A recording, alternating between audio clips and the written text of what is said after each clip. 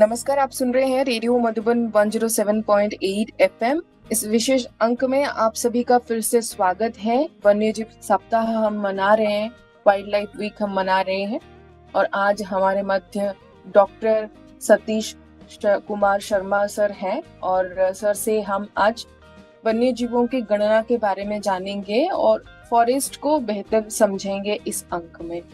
Sir के बारे में क्या कहा जाए, और गवर्नमेंट ऑफ राजस्थान के साथ जुड़े हुए हैं, लगातार 36 साल से भी ज्यादा उनकी सर्विस रही है और केंद्रीय जासूसी प्रशिक्षण संस्थान जयपुर भारत सरकार के लिए उन्होंने वन पर मास्टर ट्रेनर भी है। राजस्थान राज्य के सभी 33 जिलों के वन विभाजनों में वन कार्य योजनाओं के निर्माण के लिए फाउंडेशन फॉर इकोलॉजिकल सिक्योरिटी के सहयोग से भी सर ने प्रशिक्षक के रूप में कार्य किया है। राजस्थान राज्य के विभिन्न वन्य जीव विभाजनों में कई संरक्षित क्षेत्रों के प्रबंधन योजना तैयार करने में भी विशेषज्ञ रहे हैं और 2007 में राजस्थान वन और वन्यजीव प्रशिक्षण संस्थान जयपुर में आयोजित संरक्षण मूल्यांकन और प्रबंधन प्राथमिकता, जिसको हम कैंप कहते हैं, कार्यशाला के दौरान राजस्थान के औषधीय पौधों की डाटा सूची भी उन्होंने तैयार किया और इसके लिए उन्होंने इनपुट भी दिए विशेषज्ञ के तौर पर। राजस्थान में महत्वपूर्ण पक्षी क्षेत्रों के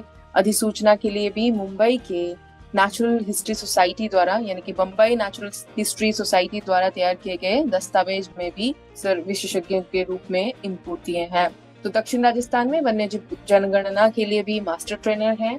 राजस्थान राज्य की विभिन्न वन विभाजनों द्वारा आयोजित इको ट्रैकिंग या फिर नेचर कैंप हो, वनस्पति और जीव जंतु की निगरानी हो, वन्यजीव सप्ताह स्कूल और कॉलेज के दौरा, इसके साथ साथ वन्यजीव जनसंख्या अनुमान प्रशिक्षण, जन जागरूकता कार्यक्रम आदि में सर एक रिसोर्स पर्सन भी है। और माउंट आबू, रणथंभौर, एनपी, कुंभलगढ़, तो इस प्रकार से अनेक जो संरक्षित क्षेत्र हैं हमारे राजस्थान में, तो इको गाइड के लिए भी आप मास्टर ट्रेनर हैं। और इसके साथ साथ ने बहुत सारी किताबें भी लिखी हैं और उनके अगर मेन एरियाज ऑफ वर्किंग की बात करें तो हम बीच बीच में इसके बारे में बात करते रहेंगे। और जैसे हम सामाजिक वनीकरण की बात करें या कृषि की बात करें, फार्म फॉरेस्ट्री की बात करें या फिर शेल्टर बेल्ट की बात करें, अरावली वन रोपण परियोजना की बात करें, तो इन सभी क्षेत्रों में सर का योगदान अतुलनीय है। और सर ने बहुत सारे ऐसे रिसर्च स्टूडेंट्स को तैयार किया है जो आगे जाकर के हमारे राजस्थान ही नहीं बल्कि विश्व के लिए और भारत के लिए बहुत कुछ कर रहे हैं जल, जमीन और जंगल को बचाने के लिए।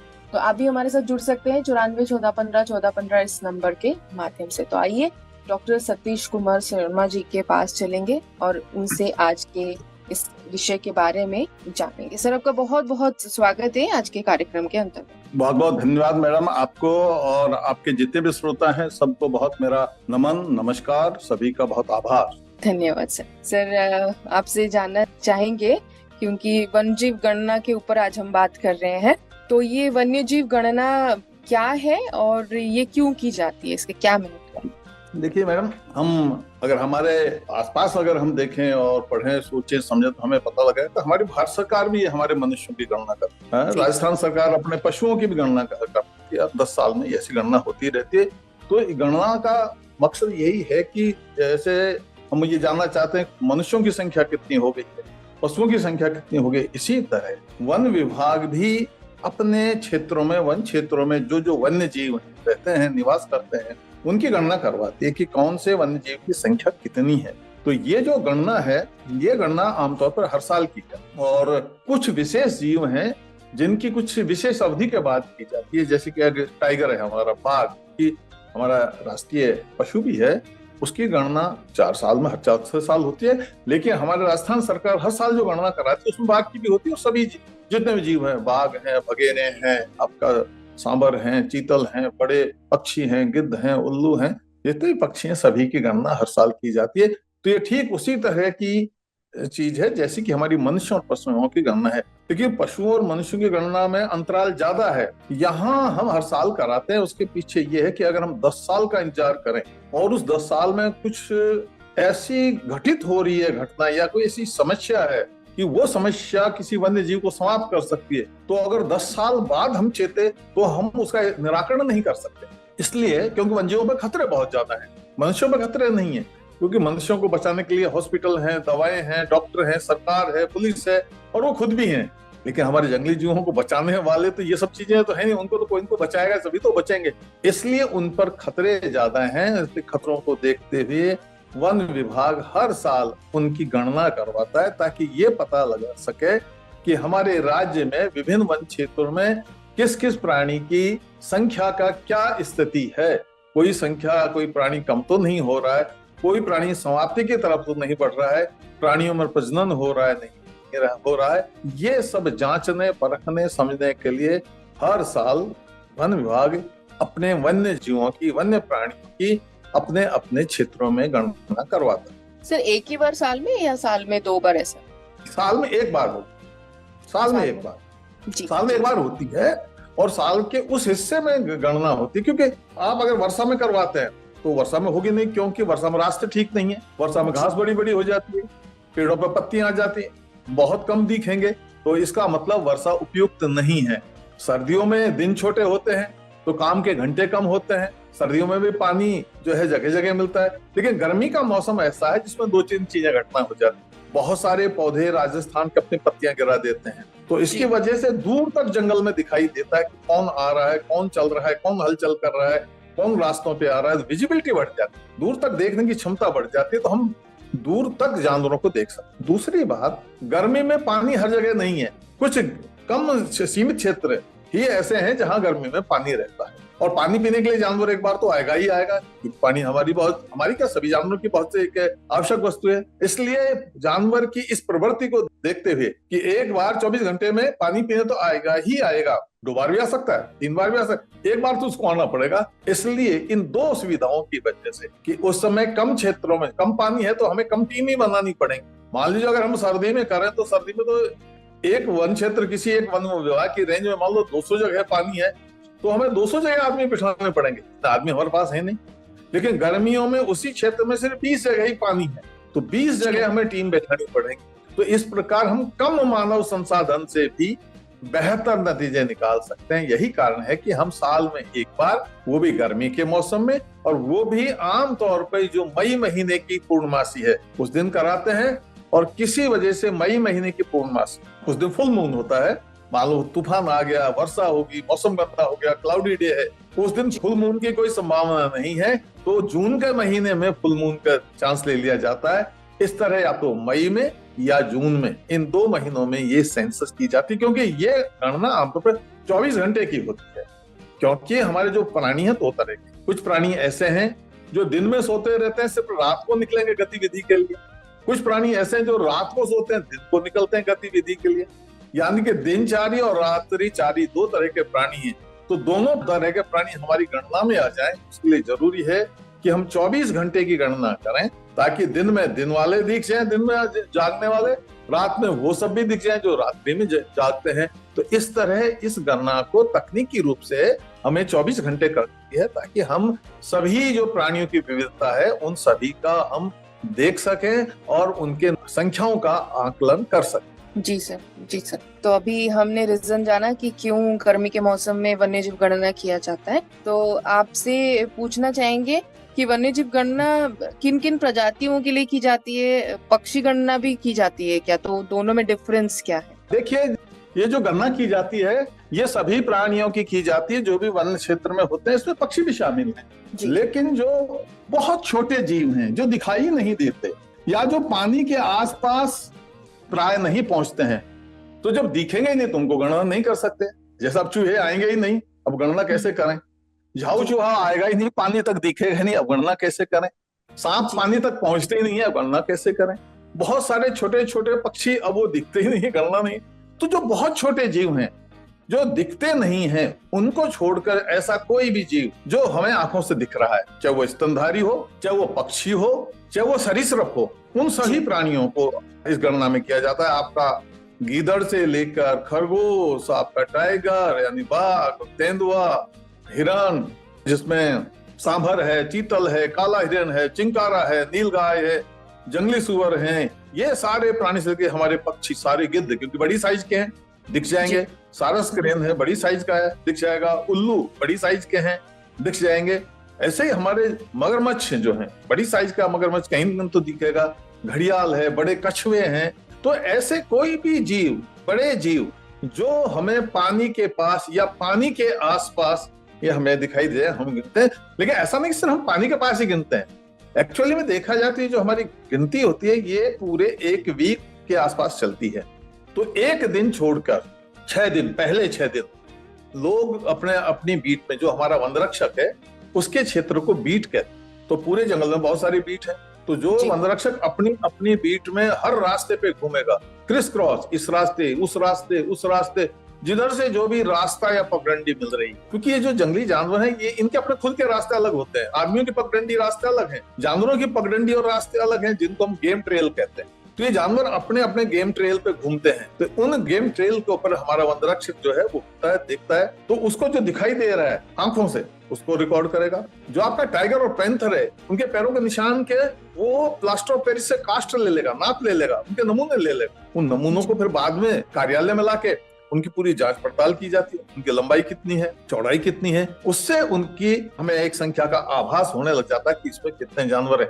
इस पगमार्क को आप यूं समझ सकते हैं, जैसे मुझे मेरा जूता बनवाना है, मैं आगरा में अगर मेरे जूते की माप दूंगा तो वही नाप आएगी। मैं अगर जयपुर में आके नाप दूं तो भी मेरे जूते की वही माप आएगी, और मैं अगर सिरोही में जाके मेरे जूते की माप दूं तो भी नाप वही, क्योंकि मेरा पैर 24 घंटे में ना बढ़ेगा ना घटेगा। मेरे पैर का साइज एक जैसा है। तो इसी तरह जो हमारे जंगली जानवर हैं, हमारे सबके जूते अलग है, हमारा किसी का जूता दूसरे के पैर में फिट नहीं आएगा। इसी तरह हमारे जो जानवर घूम रहे हैं, जब वो घूमते हैं तो अपने गेम ट्रेल पर या जिस भी रास्ते से चलते हैं, वहां थोड़ी सी मिट्टी अगर नर्म है तो उस पर उसका पैर का निशान आए।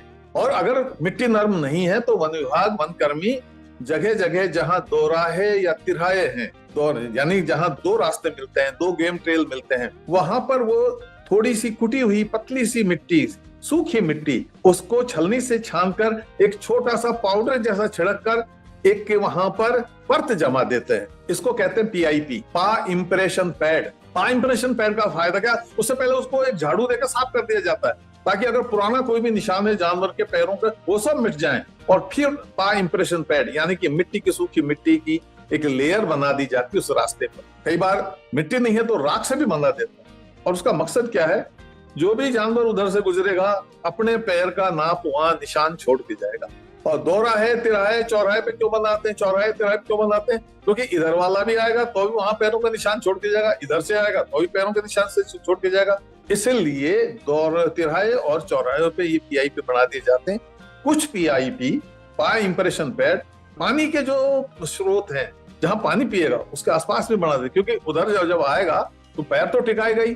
तो इस तरह से उसके पैरों के निशान लिए जाते हैं, उसकी आवाज सुनी जाती है, उनके द्वारा मारे गए जानवरों को देखते हैं, ताकि ये जो प्रत्यक्ष और अप्रत्यक्ष जो प्रमाण दिख रहे हैं, इन सबको भी 6 दिन इकट्ठा करते हैं। इससे उनको आइडिया लग जाता है कि इस एरिया में कौन कौन से जंगली जीव हैं, उनकी संख्या क्या है। और फिर अंतिम दिन ये सब पूर्णमासी से पहले कर लेते हैं, और साथ ही पूर्णमासी से 6-7 दिन पहले उस पानी के स्रोत के आसपास एक मचान और बना लेते हैं। ऐसी जगह मचान बनाते हैं जो ऊंचाई में, थोड़ा ऊंचाई में, किसी वृक्ष के ऊपर, किसी पहाड़ी के ऊपर, या कोई बिल्डिंग है आसपास ऊंची, पुरानी शिकार होती है या ऐसी कोई भी चीज है, वहां पर एक मचान यानी कि एक झोपड़ी बनाते हैं। उस झोपड़ी में आपको पहले देख लेते हैं कि मजबूत होनी चाहिए, 2-3 आदमी इसमें बैठ सकें। उसमें छोटे दरवाजे बनाए जाते हैं ताकि उसमें बैठने के बाद में हलचल ना हो, और इसमें बने हुए सामने छेद से देखते हैं कि कौन पानी पीने आ रहा है। तो इस तरह से उसको 6-7 दिन पहले मचान को बनाकर उसको देख लेते हैं, टेस्ट भी कर लेते हैं। सुबह शाम बैठकर उसको देख लेते हैं कोई अड़चन तो नहीं, कोई दिक्कत तो नहीं है। अगले दिन सुबह 8 बजे उतरते हैं। तो इस तरह से हमने फील्ड में घूम के आंकड़े लिए थे, जानवरों को देखा था, पैरों के निशान लिए थे, उनकी आवाजें सुनी थी, उनके द्वारा मारे गए शिकार के निशान हमने देखे थे, वो सब हमारे पास हैं। और 24 घंटे के ये आंकड़े भी हमारे पास है कि पानी पीने कौन कौन आया। इस तरह से उन दोनों आंकड़ों का तुलनात्मक आकलन किया जाता है, एस्टिमेशन किया जाता है, और जानवरों का ये एक एस्टिमेशन किया जाता है कि उस वाटर होल पर या उस गार्ड की बीट पर जितने वाटर होल हैं उन पर कितने जानवर आए होंगे। तो इस तरह से ये गणना की जाती। जी सर, और किन किन बातों का ध्यान रखा जाता है, यानी कि सावधानी पूर्वक करते हैं आप विशेष तैयारी जो आपने कही उसमें? देखिए, ये बड़ा एक थोड़ा सा टेक्निकल काम है, तो इसमें कई चरण हैं। इसमें पहली बात तो ये देखना है कि वाटर होल कहाँ कहाँ है, यानी वाटर होल का मतलब वो पानी के स्रोत कहाँ है जहां जहां जानवर पानी पीने आएंगे। अगर उस वाटर होल में पानी है जी, जब तक उस आप छठे स्तर पानी होना चाहिए, और अगर ऐसा लगा कि उसमें पानी घटने की संभावना है, सूखने की संभावना है, तो उसमें निरंतर पानी भरवाया जाता है ताकि उस दिन वो सूखा पानी, वो पानी मतलब उसमें कमी नहीं मिले, उसमें निरंतर पानी रहना चाहिए ताकि जानवर जो पहले से पानी पीने की आदत डाल चुका था वो वहां अब भी पानी पीने के लिए आए। उनको सबको वाटर होल्स का जीपीएस ले लिया जाता है, एक नक्शे पे उनको मार्किंग कर लिया जाता है ताकि, और उनका रास्ता ढूंढ लिया जाता है। ये नहीं कि उस दिन हम लंबे रास्ते से जाए, टाइम लगे, छोटे रास्ते से, और रास्ते में कोई अड़चन है तो सबको देख लिया जाता है पहले घूम के कि उस दिन जो टीम जाएगी वाटर होल पर बैठेगी, मचान पे बैठेगी, उसको सुरक्षा पूर्वक जल्दी से कैसे भेजा वहां जा सकता है। एक वाटर होल पर आमतौर पर 2 आदमी बैठते हैं, तो सावधानी ये देखते हैं कि रास्ते सही है कि नहीं, पानी पूरा है कि नहीं, मचान बना या नहीं, मचान सुरक्षित है या नहीं, ये सारी चीजें।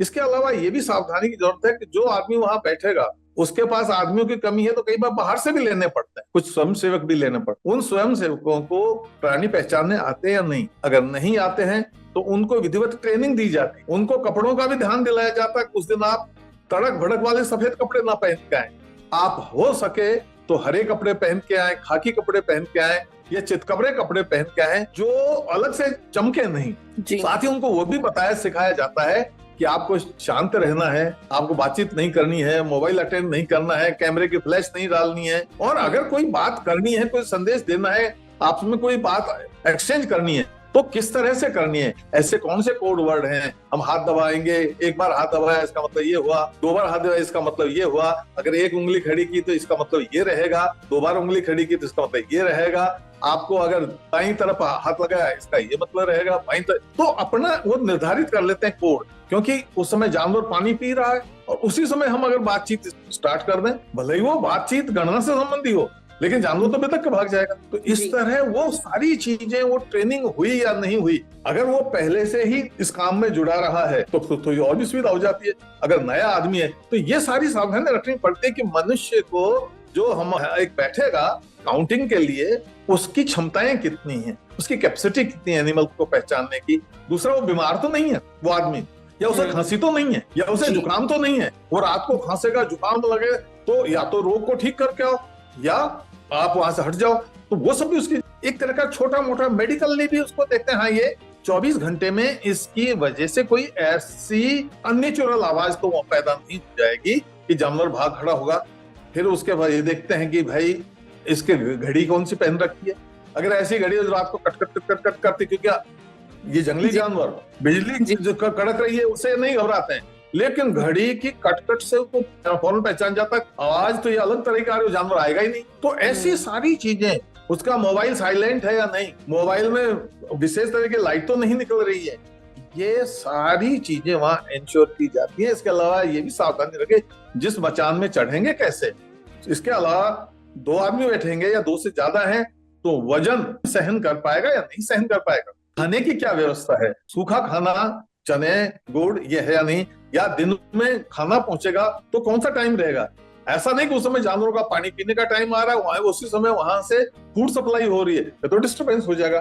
तो ये सब तय किया जाता है कि खाना कब आएगा, और ये भी तय किया जाता है कि शिशु पोटी जब होगी तो कैसे होगी, क्योंकि अगर शिशु पोटी का उसी समय दोनों आदमी गणना कर रहे हैं, दोनों ही एक साथ शिशु पोटी के लिए उतर गए और उस समय जानवर आ गया तो काउंटिंग कौन करेगा। तो ये भी पहले से तय किया जाता है कि शिशु पोटी किधर होगी, ये नहीं कि जानवर आ रहे उसी के रास्ते पर आदमी शिशु पोटी करने जा रहा है।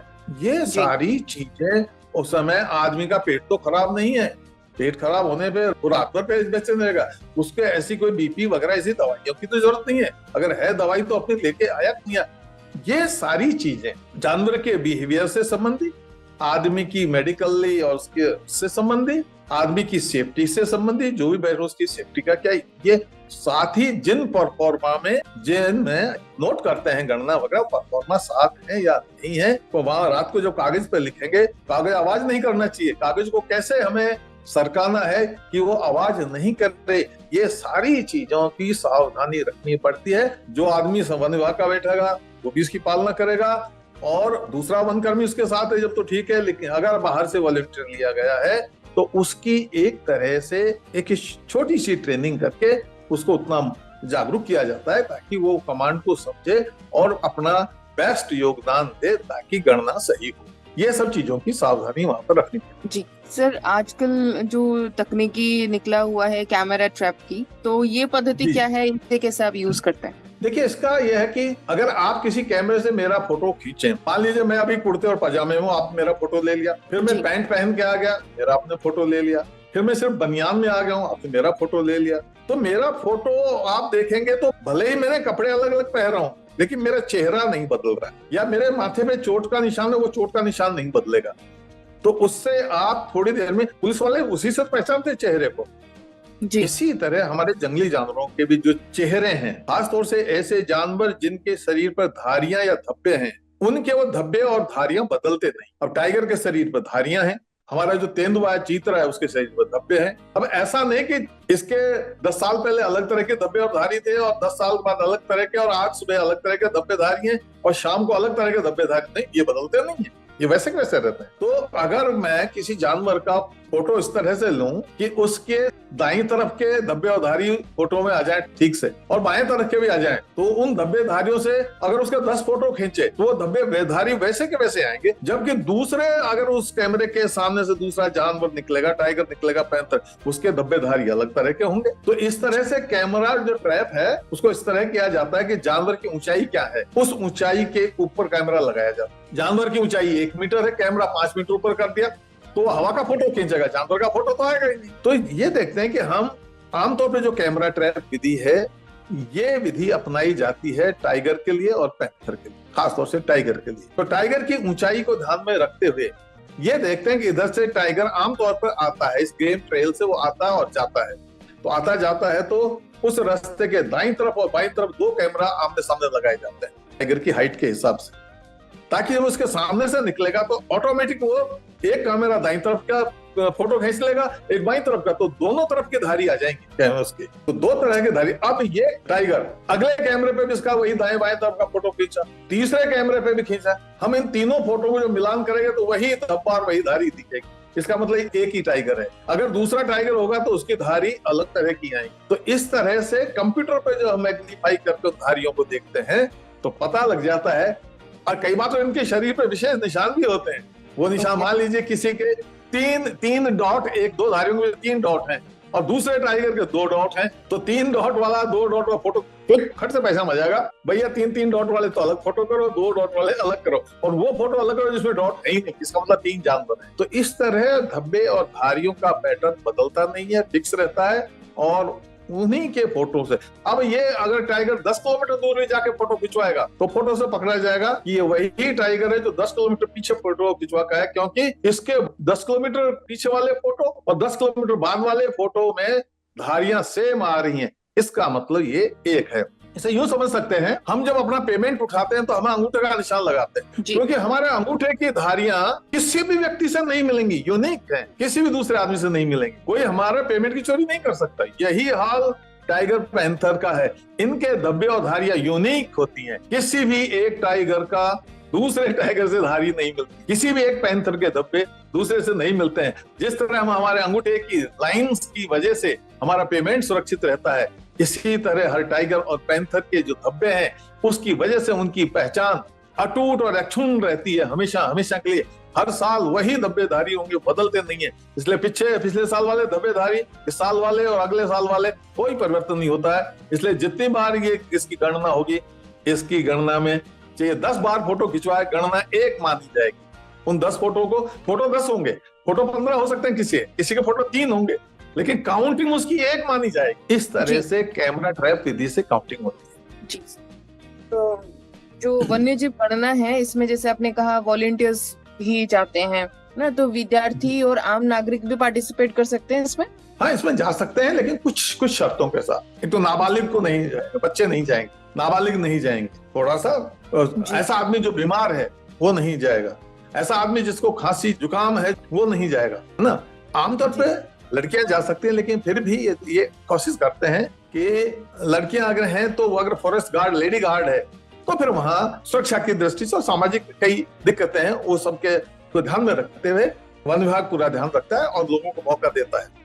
ऐसे लोग जो इच्छुक हैं, जो जानवरों को थोड़े समझते हैं और जो उन्होंने प्रशिक्षण ले लिया, जैसे कहा ना, वन विभाग करीबन 5-7 दिन पहले एक प्रशिक्षण आयोजित करता है और बाकायदे पीपीटी के द्वारा, रंगीन चित्रों के द्वारा जो प्रशिक्षक है वो उनको ट्रेनिंग देता है कि ये जानवर की पहचान ये है, ये पानी पिएगा तो ऐसी आवाज करता है, इसकी ऊंचाई ये है, इसके सामने से आंखें ऐसी दिखेंगी, इसकी आवाज इसकी इस तरह की होती है, ये पेड़ पे चढ़ता है नहीं चढ़ता है, ये पानी पीने अकेला आता है या झुंड में आता है, वो तमाम उसका, यानी उसका रंग रूप और उसका व्यवहार और उसका टाइम भी बताते हैं कि ये दिन में आएगा या रात में आएगा या सुबह शाम आएगा, ये सारी चीजें, ताकि उसके एक आइडिया पहले से ही हो कि जो मेरे पास जानवर आ रहा है ये मेरी ट्रेनिंग में दिए हुए ज्ञान से मैच खा रहा है नहीं खा रहा है। तो ये अगर जिसने प्रशिक्षण ले लिया है, पहली बात।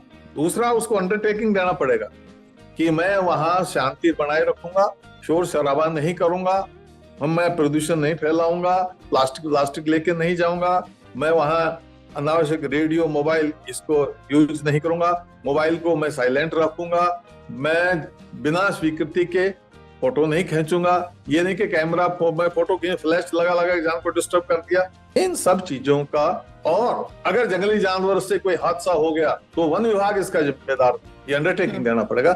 जिस तरह हॉस्पिटल में जो हमारा ऑपरेशन होता है, डॉक्टर तो वो एक अंडरटेकिंग लेता है, भैया ये मेरी स्वेच्छा से करा रहा हूं, अगर ऑपरेशन की टेबल कुछ गड़बड़ हो गया तो हम डॉक्टरों से को दोषी नहीं ठहरेंगे। इसी तरह उसे आमतौर पर वन विभाग पूरी सुरक्षा का ध्यान रखता है, ऐसा डरने की कोई जरूरत नहीं है, लेकिन फिर भी क्योंकि देखिए जंगल है, कुछ पता नहीं वहां क्या हो जाए, तो ये सब फॉर्मेलिटी पूरी होने के बाद में स्टूडेंट भी भाग ले सकता है, कोई भी आम आदमी वो भी भाग ले सकता है, जो भी प्रकृति प्रेमी है वो भाग ले और लेते हैं। हर साल वन विभाग ऐसे लोगों को मौका देता है, वो भाग बिल्कुल ले सकते हैं, उनको ये सुविधा है। जी सर, ये जो वन्यजीव गणना है, इसके आंकड़ों का उपयोग कहाँ कहाँ किया जाता है और सरकार इसके लिए क्या कदम उठाते हैं? देखिए, इसके वही फायदे हैं जो हमारी मनुष्यों की गणना, हमारे पशुओं की गणना से हमें वन्यजीव गणना हमें ये पता लग जाता है हमारे जीवों की गिनती जो है वन्य जीव बढ़ रही है, घट रही है या स्थिर है। अगर घट रही है तो फिर कारण ढूंढा जाता है क्यों घट रही है। टाइगर की घट रही है तो क्यों घट रही है, पैंथर घट रही है तो क्यों घट रही है, अगर सांभर घट रही है तो क्यों घट रही है। तो घट रही है तो इसका मतलब प्रबंधन में कहीं न कहीं हमसे त्रुटि हो रही है, या कोई शिकार का केस हो सकता है, या कोई एक्सीडेंट का केस हो सकता है, कोई गड़बड़ी है। तो इससे हम अपने प्रबंध के जो मेथड हैं उनको रिव्यू करते हैं, सारे चीजों को समझते हैं कि कहाँ हमसे गलती हो रही है जिसकी वजह से ये जानवर का नंबर घट रहा है। दूसरा ये भी पता लगा कि ट्रेंड क्या है पॉपुलेशन के पिछले साल के मुकाबले कोई जाति बढ़ रही है, घट रही है, स्थिर है, तो ट्रेंड का पता लग जाता है। अगर बढ़ रही है इसका मतलब ये इशारा है कि जो प्रबंधन का मेथड उपयोग लिया जा रहा है ये ठीक है, तभी तो बढ़ रही है। घट रही है इसका मतलब प्रबंधन में कहीं न कहीं ऐसी कोई गलती हो रही है जिसकी वजह से नकारात्मक प्रभाव पड़ रहा है, जिसका मतलब प्रबंधन के मेथड बदलना पड़ेगा, तो प्रबंधन का भी टेस्टिंग हो जाता है। तीसरा इसमें एक महत्वपूर्ण चीज ये है कि RET, आर का मतलब रेयर, ई का मतलब एंडेंजर, टी का मतलब थ्रेटन्ड, यानी जो दुर्लभ और खतरे से घिरी हुई जातियां उनकी स्थिति क्या है। वो कहीं ऐसा नहीं कोई जाति खत्म होने के कगार पर पहुंच रही है या पहुंच जाएगी। अगर जनसंख्या बहुत तेजी से डाउन हो रही है और ऐसा खतरा है कि इस स्थिति ये जाति खत्म हो सकती है या हो रही है, तो विशेष प्रयत्न करने पड़ते हैं, जैसे कि गोडाउन के विशेष प्रयत्न करने पड़े कि संख्या आप देखिए बहुत कम हो गई तो आर्टिफिशियल ब्रीडिंग स्टार्ट करना पड़ा। तो अगर कोई जाति ऐसे संकट से घिर गई है या कोई जाति खत्म ही हो गई है, इसका मतलब कोई बड़ा फॉल्ट हुआ है। जाति एक साल में तो कैसे खत्म हुई है, एक साल में जाति खत्म नहीं होनी, इसका मतलब कोई बड़े स्केल पर शिकार हुआ है। बड़े स्केल पर शिकार हुआ तो किसकी गलती है और वो क्यों ये गलती कैसे होगी, इतना बड़ा सिस्टम था तो कैसे। तो हमें अपनी गलतियों का पता लग जाता है। दूसरा, शाकाहारी प्राणियों के प्रे बेस जिसको कहते हैं, मांसाहारी और शाकाहारियों का अनुपात का पता लग जाता है। मांसाहारियों के अनुपात में शाकाहारी कम है तो कान खड़े हो जाते हैं कि ये फिर खाएंगे क्या आगे चल के। इसका मतलब प्रे बेस बढ़ाने के लिए कार्य करना पड़ेगा, यानी कि चारागाह विकास पे ध्यान देना पड़ेगा। खरपतवार बढ़ गई है, उनको हटाना पड़ेगा, कहीं वो चारागाह को बर्बाद नहीं कर रही है। ये सारा हमें फूड चेन अगर टूट गई, खाद्य श्रृंखलाएं टूट गई हैं, तो ये खतरे की निशानी है। खाद्य श्रृंखला कहां से टूटी है, कौन जानवर खत्म हुआ है, वापिस से खाद्य श्रृंखलाओं को बनाओ, ताकि प्रकृति में जो सिस्टम हजारों सालों से चला आ रहा है वो सिस्टम खराब नहीं हो। इसलिए इनकी गणना जरूरी है। इससे कम होती संख्याओं को संभाल सकते हैं। साथ ही अगर कोई संख्या अधिक हो गई है तो ये भी पता कि इसकी संख्या क्यों बढ़ रही है। इसका मतलब इसको खाने वाला कोई नहीं रहा, इसको खाने वाला कहां गया, खत्म हुआ या क्या हुआ, यानी कि बढ़ना है तो भी क्यों बढ़ रहा है, घटा है तो क्यों। उन सब का गहन एनालिसिस होता है, उसकी एनालिसिस करते हैं और अपने प्रबंधन के मेथड्स में ये तब्दील करते हैं। हैबिटाट को इंप्रूव करने के बारे में योजनाएं, यानी फ्यूचर की जो भी प्लानिंग है, बेटर प्लानिंग इससे स्टार्ट हो। तो मैनेजमेंट और बेटर प्लानिंग, बेटर मैनेजमेंट और बेटर प्लानिंग दोनों के लिए हमें संख्याओं का अनुमान होना चाहिए। और किसी वजह से कोई प्राणी ज्यादा बढ़े, जैसे टाइगर बढ़ गए और एरिया छोटा पड़ रहा है, तो वो तो आपस में लड़ेंगे। तो इसका मतलब हमको एरिया बढ़ाना पड़ेगा। जो हमारे पास एरिया है उसको हम कैसे बढ़ा सकते हैं, ताकि बढ़ी हुई संख्या को हम कैसे जीवन उनको हम सपोर्ट कर सकते हैं। उनको नहीं, उनमें इनफाइटिंग स्टार्ट होगी, उनमें लड़ाई शुरू होगी और फिर वो आपस में मरेंगे। इसलिए ये सारी चीजें हमें सेंसस से ही पता लगती है। जी जी सर। तो इसमें और क्या क्या चैलेंजेस आप फेस कर रहे हैं वर्तमान समय वन जीव गणना में, क्योंकि अभी समर में भी किया है, तो क्या चैलेंजेस मुख्य रूप से सामना कर रहे हैं? कई बार कई समस्याएं, जैसे सब तैयारियां हो जाती हैं एंड टाइम पर, बस कल हमको 24 घंटे बैठना है, पता लगा आज समुद्र में कोई तूफान आ गया, तूफान का असर राजस्थान में भी होगा और वर्षा हो जाएगी। और वर्षा में जो वाटर होल थे 20 थे, 20 का हमने निशान लगा लिया, 20 टीमें बना दी, 20 मचान हो गए और 24 घंटे पहले ये पानी बरस गया तेज और हर जगह पानी, जगह जगह पानी हो गया। तो जंगली जानवर हमारे उन 20 में थोड़ी पानी पीने आएगा, उसको जहां नजदीक पानी तो वहीं पी लेगा। तो हमारी काउंटिंग खराब हो जाती है और काउंटिंग बहुत बुरा प्रभाव पड़ता है। कई बार ऐसे चल कि उस दिन मौसम आधा ही खराब हुआ है, वर्षा तो नहीं हुई लेकिन क्लाउडी डे हो गए, तो रात को दिख ही नहीं रहा है आ कौन रहा है जानवर, पहचान सही नहीं हो रही है।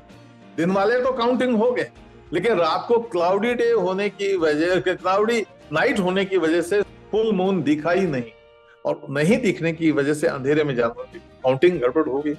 ऐसे हो जाता है कि आदमी जो बैठा था मचान पे बिल्कुल सही सलामत था, अच्छा था, वहां जाकर उसको समस्या होगी, वो वहां जाकर वो भयंकर बीमार हो गया। अब क्या करें, हॉस्पिटल भी दूर है और दवाइयां भी नहीं है, जंगल का काम है, उस आदमी को वहां सुरक्षित निकालना, फिर रात को ले जाना। कई बार ऐसे चैलेंज भी हो जाते हैं। कई बार आदमी, अब उसको छींक आ गई वहां पर, अब क्या किया जाए। अब उस समय जानवर का मूवमेंट था, उस समय छींक, तो अब अगले कई घंटे जानवर वहां पर नहीं आएगा। पॉपुलेशन उसकी जो काउंटिंग हो रही है उस पर फर्क पड़ रहा है। कई बार ये हुआ कि खाना पहुंचा दिया उनको और खाना नीचे रखा हुआ है और उनको बता दिया भाई खाना हम नीचे रख के जा रहे हैं, उठा लेना। जब तक उठाया वो आया आदमी, जब तक पता लगा भालू या गिद्ध खा हुआ खाना खा रहे हैं या खाने को उठा ले गया, अब वो भूखे मर रहे हैं, वहां से खाना वहां बचा ही नहीं। या कई बार क्या हुआ कि उन्होंने खाना खा रहे थे, एक रोटी का टुकड़ा नीचे छूट गया, एक रोटी नीचे गिर गई और भालू नीचे आ गया उसको खाने के लिए। और अब वहां पे वो आदमी डर रहा है जो नया पहली बार, जिसने भालू को सिर्फ 3 मीटर नीचे देख रहा है, भालू खाना खा रहा है, गिद्ध खा रहा है ये सारी चीजें तो उसको, या कई बार ये उसका मन कर रहा है तो बस फोटो खींच लो, वो नहीं रुक पा रहा है और उसने क्या है अपने मोबाइल से एक फोटो खींच लिया, फ्लैश आ गया और वो भूल गया मुझे क्या कहा गया था, लेकिन उससे तो खींच लिया। अब उसको वहां मार थोड़ी सकते हैं, उसने तो डिस्टर्बेंस कर दिया और वहां उसको आप डांट भी नहीं सके, डांटेंगे तो आवाज होगी तो अगली 5 घंटे की सेंस खराब हो जाएगी। ये सब भी चैलेंज कई बार होते हैं। कई बार आदमी सीरियस नहीं होते हैं जो आ जाते हैं बाहर से, सीरियस इस तरह तो ये सोच के आए मैं सेंस करूंगा, लेकिन वहां जाकर वो नींद ले रहा है, नींद में खर्राटे और आ रहे हैं कई, क्योंकि छींक से खराब खर्राटे हैं। क्योंकि जब आदमी सोता है तो खर्राटे लगातार आते हैं और उसकी आवाज दूर तक जाती है, तो एक भी जानवर नहीं आएगा। अब उसको कितना जगह बार बार जगाने के लिए भी आवाज करनी पड़ेगी, तो कई बार ये समस्याएं भी हो जाती हैं। कई बार वो आदमी आता है बिल्कुल सिंसियर है, लेकिन उसका मैं कपड़ा शर्ट ही सफेद है, अब वो कह रहा था मेरे पास हरी शर्ट है ना, मेरे पास खाकी शर्ट में लाऊं कहां से, किराए मेरे को मिली नहीं साथ, मैं सफेद में आ गया, अब हम क्या करें, अब समस्या हो जाती है।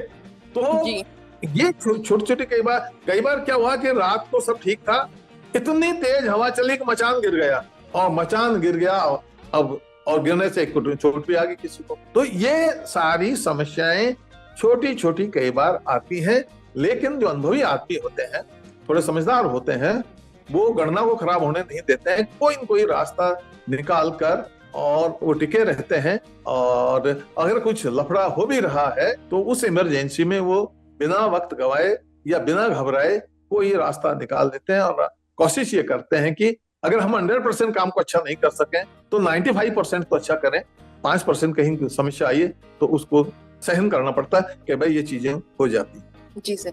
सर, इस साल जो गणना की गई है तो इसमें क्या आपने बदलाव देखा है, या राजस्थान की क्या स्थिति है वर्तमान समय?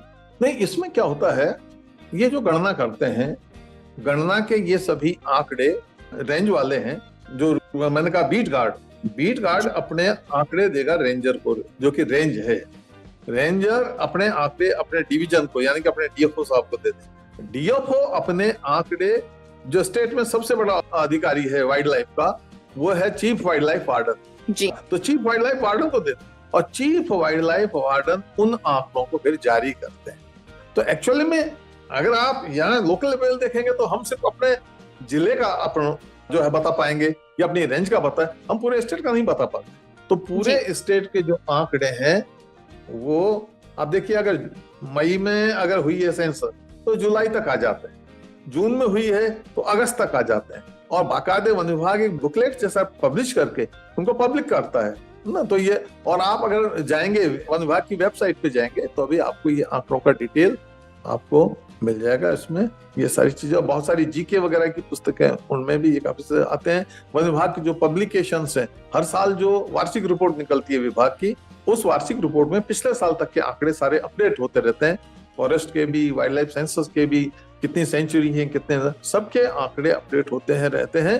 क्योंकि जो स्टैटिस्टिकल विंग है विभाग की, वो ये सब आंकड़े तैयार करके आमतौर पर हर साल ये निकालते रहते हैं। और आनुमानिक तौर पे अगर हम उदयपुर या सिरोही आसपास के जिलों की बात करें तो आपको क्या लग रहा है कि जो गणना कर रहे हैं तो वन्य जीवों की स्थिति के बारे में आपको क्या लग रहा है? वो सही स्थिति में है, उनको सही से खाना पीना मिल रहा है, या प्राकृतिक जो हम कह सकते पोल्यूशन या क्लाइमेट चेंज का असर पड़ा है उन लोगों के ऊपर? देखिए की स्थिति, देखिए कुछ में देखिए सेटिस्फाई नहीं हूं मैं। यह सभी एक टाइम था हमारे इस एरिया में, ये टाइगर के लिए प्रसिद्ध था। ये हमारा दक्षिणी राजस्थान टाइगर और टाइगर का प्रे बेस यहाँ खूब था। लेकिन आप देखिए आज टाइगर कहीं नहीं बचा। आपके माउंट आबू की बात करें, माउंट आबू में टाइगर था, अब टाइगर नहीं है। उदयपुर में टाइगर था। और कभी आप उदयपुर के आसपास के वनखंडों में घूमें, आपको पुरानी शिकार हौदियां मिलेंगी। ये जो शिकार हौदियां हैं, इनमें पुराने टाइम में जो राजा महाराजा थे वो शिकार करते थे। तो शिकार हौदी बहुत बड़ा प्रमाण है कि यहाँ टाइगर था। और जो टाइगर था तो उसका प्रे बेस भी था, यानी प्रे बेस में मुख्य प्रे बेस इसका सांभर है। लेकिन आज स्थिति आप देखें, टाइगर और सांभर दोनों की स्थिति, टाइगर तो बचा ही नहीं, सांभर की स्थिति भी बहुत कमजोर है। और चीजें ठीक हैं, जैसे पैंथर की अभी भी स्थिति ठीक है, चौसिंघावी की भी स्थिति थोड़ी सी ठीक है, जंगली सुअर की स्थिति भी ठीक है। लेकिन फिर भी कुछ छोटे खरगोश की स्थिति ठीक नहीं। मैं तो ये कहूंगा, एक टाइम था रात को जो हम निकलते थे रोड पर तो हमें हर थोड़ी दूर बाद एक खरगोश नजर आता। आज खरगोश के दर्शन बड़े मुश्किल हो गए। पहले हमको थोड़े थोड़े गिदड़ और गिदड़ों के झुंड मिल जाते, अब गिदड़ आपको एक मिलेगा, दो मिलेगा। आज से 40-50 साल पहले चले जाएं तो गिदड़ बहुत, यानी कि छोटे झुंड मिलते थे। क्योंकि गिदड़ एक ग्रुप का जानवर है जो पैक हंटर है। पैक का मतलब जो झुंड में शिकार करता है। अब झुंड कहाँ बचे, एक या दो बचे हैं। लोमड़ी की स्थिति, काली पूंछ की जो लोमड़ी है, पूंछ का आखिरी हिस्सा काला होता है, वो ठीक ठाक थी। आज लोमड़ी बहुत कम मिल रही है। भालू ठीक है, अभी भी भालू की स्थिति ठीक है, पैंथर की स्थिति ठीक है, कई जगह सुअर की स्थिति ठीक है, लंगूरों की स्थिति अभी भी थोड़ी सी ठीक है, खरगोशों की स्थिति कमजोर है। चौसिंघा की स्थिति में गिरावट तो है, लेकिन तेज गिरावट नहीं है, लेकिन फिर भी गिरावट है। चौसिंघा यहाँ के जंगलों की शान हुआ करता। उड़न गिलहर की स्थिति ठीक है। उड़न गिलहरी आप सीता माता में चले जाएं, आरामपुरा देखें, या फिर आपके नजदीकी जो जगह है फुलवारी की नाल, इसकी स्थिति ठीक है। और गिलहरियों की स्थिति ठीक है। 3 स्ट्रीट फार्म स्क्वायरल भी ठीक ठाक है। 5 स्ट्रीट फार्म स्क्वायरल वो भी ठीक है। झाऊ चूहों की स्थिति ठीक है। पेंगोलिन जो है, पेंगोलिन जो चींटी कोरा जिसको कहते हैं, हला हुड़ा कहते हैं, चींटी खाता है, इसकी स्थिति भी ठीक है। बीजू भी ठीक है। 2 बीजों की स्थिति है अपने यहाँ, स्मॉल सिवेट है और कॉमन सिवेट, ये भी ठीक ठाक है।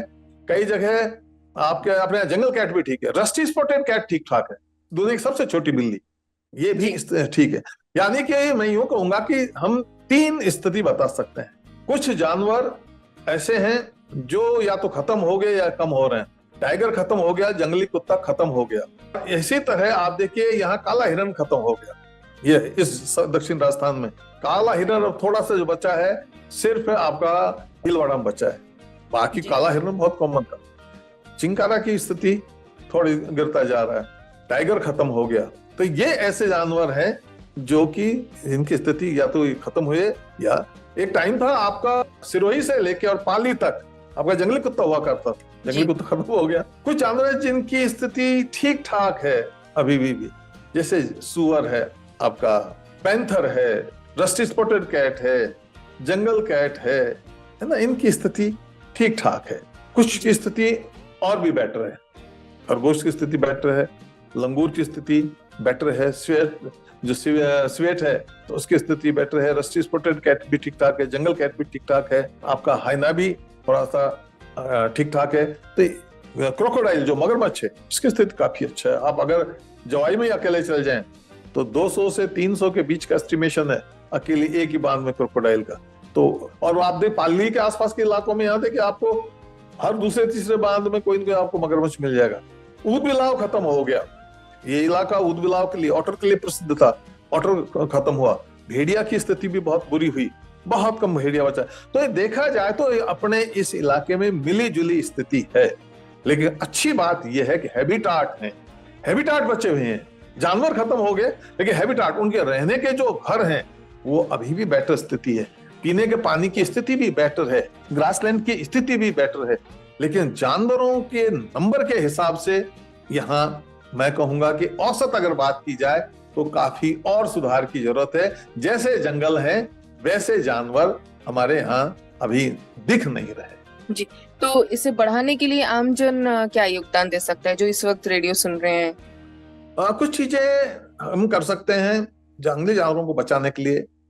शिकार पे प्रभावी रोक लगे, अगर कहीं शिकारी नजर आते हैं, कोई शिकार कर रहा है और तो आप उनका विरोध कर रहे हैं, विरोध नहीं भी कर रहे हैं तो गोपनीय ढंग से आप वन विभाग वालों को सूचना दे दें कि ऐसी यहाँ घटना होने की संभावना है, शिकारी इस समय जंगल में गए हैं, ताकि समय रहते उनको उनमें रोकथाम की जाए। दूसरा, अगर जंगल में कभी आग लगती है तो आग बुझाने के लिए मेरा सभी से आग्रह है, जंगल हमारी धरोहर।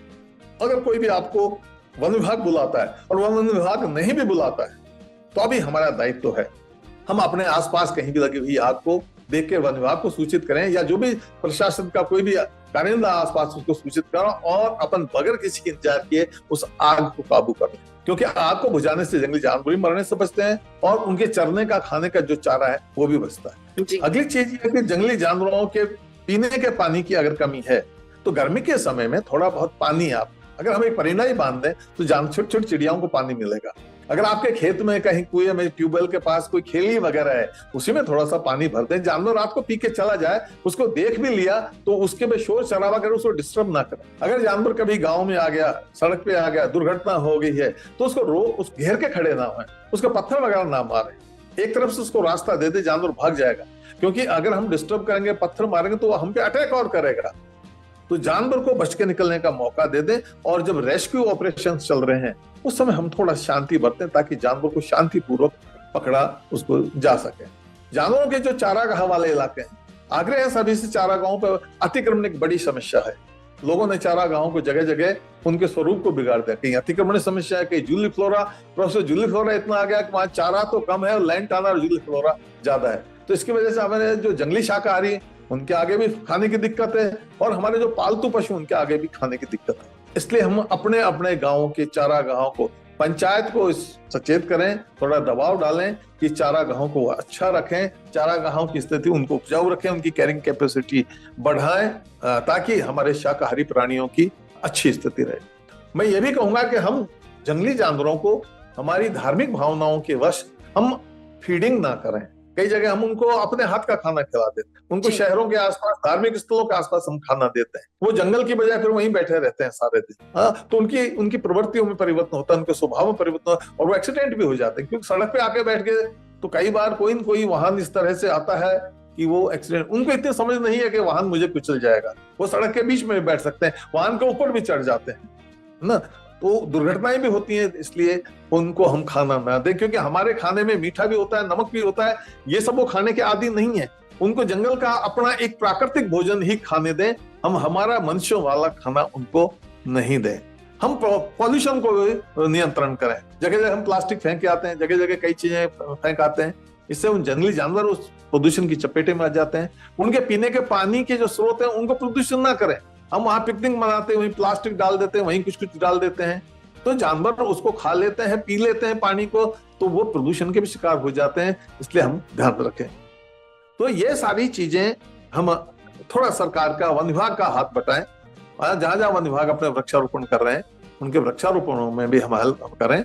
अपने आसपास गांव के जो तालाब हैं वहां हम बरगद के, पीपल के, गूलर के ये वृक्ष लगाएं, तो इनसे छोटे छोटे जंगली जीवों को खाना भी मिलेगा। हम अपने चारागाहों में अच्छी घास के का रोपण करें, बीज की बुआई करके चारों में अच्छी जो पोषक घास है उसको हम उगाने की कोशिश करें, तो उनके आवास भी बचेंगे, उनके आवासों को बर्बाद ना होने दें, उनके पीने के पानी के जो स्रोत है उनकी हम सुरक्षा करें, हम जंगलों की सुरक्षा करें, दो जंगलों को जोड़ने वाले बीच के रास्ते हैं, कॉरिडोर हैं, उनकी हम सुरक्षा करें। सड़क पे हम किसी वाहन में जा रहे हैं और कोई जानवर सामने आ गया है, उसको दुर्घटना से होने से हम बचाएं। तो इस तरह से हम जानवरों को बचाएं, उनके आवास को बचाएं, उनके भोजन की जो कमी है उसको दूर करें, पानी पीने की जो समस्या है उसका हम निराकरण करें, खासतौर से गर्मी के मौसम में। तो हम हमारे जंगलों के जानवरों के नंबर को धीरे धीरे बढ़ाने में सफल होंगे। वन विभाग तो अपने प्रयास करता ही है, क्योंकि मैं इसमें एक और बात भी कहना चाहूंगा, जंगली जानवर सिर्फ जंगल में ही नहीं रहते हैं, जंगली जानवर जंगल के बाहर भी रहते हैं। जंगली जानवर हमारे खेतों में भी रहते हैं, हमारे चारागाहों में भी रहते हैं, हमारे नहरों के आसपास रहते हैं, गाँव के तालाब में रहते हैं, तालाब के किनारे रहते हैं, कई बार तो आबादी में भी आ जाते हैं। हम उनकी सुरक्षा वहां भी करें, क्योंकि वहां वो हमारे ही भरोसे हैं। हम उनको किसी भी तरह के शिकार होने से, दुर्घटना होने से बचाएं। साथ ही जहां कुओं पे पैरापेट वाल नहीं है, मुंडेर नहीं है, उन्हीं सभी कुओं पे मुंडेर भी हम लगा दें, ताकि कोई भी जंगली जीव दुर्घटनावश वहां नीचे नहीं गिरे। और किसी वजह से कोई जंगली जानवर सड़क पर मर भी गया है तो उसको किसी न किसी तरह सड़क से हटा के दूर डाल दें, क्योंकि सड़क पर उसको खाने के लिए कोई और दूसरा आएगा, वो भी एक्सीडेंट हो जाता है। इस तरह चैन रिएक्शन एक्सीडेंट की शुरू हो जाती है। तो इन सब छोटी छोटी सावधानियों का ध्यान रखें, जागरूक रहें, अंधविश्वासों के शिकार नहीं हो। बहुत सारे जानवर अंधविश्वासों की वजह से मारे जाते हैं। सांपों को हम खास, कितने अंधविश्वास हैं जिसकी वजह से सांपों को हम मार देते हैं। बड़ा अंधविश्वास है कि साहब गोहो जहरीला होता है, गोहो को आदमी खा जाएगा तो आदमी मर जाएगा। गोहो में जहर नहीं होता है, लेकिन हम मार देते हैं। हमारे सारे सांपों में जहर है ही नहीं, हमारे तो 4 ही सांप में जहर है राजस्थान में, अगर देखा जाए मुख्य रूप से। कोबरा में जहर है, रसेल वाइपर में जहर है, साइस्केल वाइपर में जहर है और क्रेट में जहर है। 4 में ही जहर है और हम जहर है ही नहीं। हमारे यहाँ 40-45 तरह के सांप हैं, जिनमें से 40-41 में जहर है ही नहीं जातियों में, लेकिन यहाँ देखते हैं जो सामने है उसको मार देते हैं। और जो जहरीले सांप है वो हमारे लिए बहुत उपयोगी हैं, वो भी खेत के चूहों को खाकर हमारे खेतों की रखवाली करते हैं, अनाज की रखवाली करते हैं, बदले में हम उनको मार रहे हैं ना। तो ये सारा अगर हम ध्यान देंगे तो हमारे छोटे छोटे जीवों को, सिर्फ टाइगर पैंथर ही नहीं बचाने, हमें तो छोटे छोटे जीव भी बचाने। सभी जीव, चींटियों से लेकर टाइगर तक, हाथी तक, सभी हमारे लिए, हमारे इकोसिस्टम के लिए, प्रकृति के लिए सभी जरूरी हैं। इसलिए सभी जीवों को, तितलियों को भी बचाइए, मधुमक्खियों को, कीट पतंगे भी उपयोगी हैं, उन सबको बचाने की जरूरत है। अभी वक्त हो गया है यहीं से अनुमति लेने के लिए, तो आपका बहुत बहुत धन्यवाद सर। डॉक्टर सतीश कुमार शर्मा हमारे मध्य अभी वन्य जीव सप्ताह के, शुक्रिया जी सर। तो वन्य जीव गणना के बारे में सर ने बहुत डीपली हमें समझाया और गाइड किया, और कैसे सावधानियां भी हैं और इसके साथ साथ शिक्षा भी है कि हम अपने वन्य जीवों के लिए, अपने खुद के लिए क्या कर सकते हैं। इस प्रकृति को हम बचाएंगे तो हम जीवित रहेंगे, हम सुरक्षित रहेंगे। सर आपका बहुत बहुत धन्यवाद, आभार। आपका भी और दर्शकों का भी बहुत बहुत धन्यवाद, आभार। सभी को नमस्कार, थैंक यू, जय हिंद। जय हिंद सर। तो मित्रों, आज के लिए बस इतना ही, फिर मुलाकात होगी अगले कड़ी में। तब तक के लिए नमस्ते।